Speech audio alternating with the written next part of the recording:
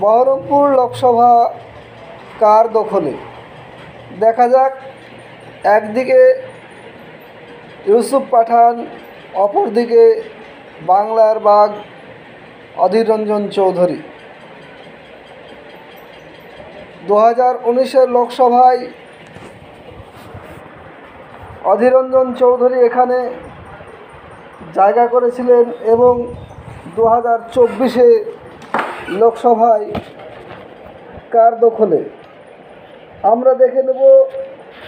SS নিউজের পক্ষ থেকে এক ঝলকে প্রশান্ত কিশোরের সমীক্ষা অনুযায়ী প্রশান্ত কিশোর বলতে চাইছে যে এবারের লোকসভায় কোন সিটটি কার দখলে থাকবে। প্রথম হচ্ছে 2024-এর লোকসভায় 42টি সিট।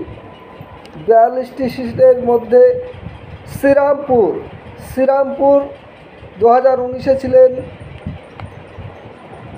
তৃণমূলের দখলে। প্রশান্ত কিশোরের সমীক্ষা অনুযায়ী এবারও তৃণমূলেই থাকছেন শ্রীরামপুরটি। হুগলিতে এবারে প্রশান্ত কিশোরের সমীক্ষা অনুযায়ী এবারে হুগলি থাকছে বিজেপির দখলে। আরামবাগে তৃণমূলের দখলে ছিলেন 2019-এ।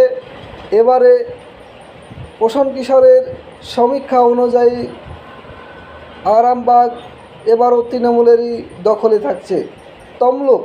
তমলুক হচ্ছে বিজেপি।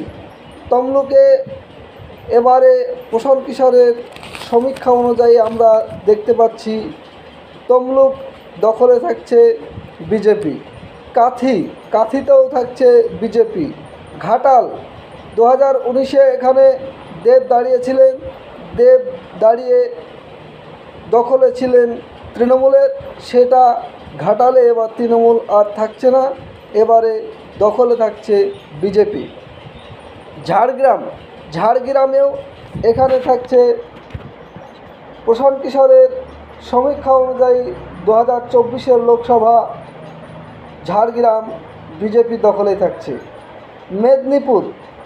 মেদিনীপুর এখানে 2019-এ মেদিনীপুরে ছিলেন শুভেন্দু অধিকারী।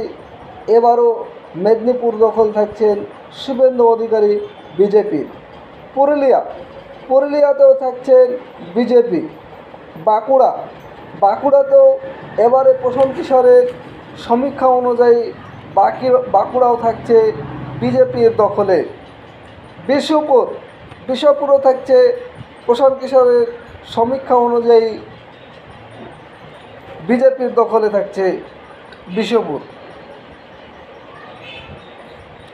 বর্ধমান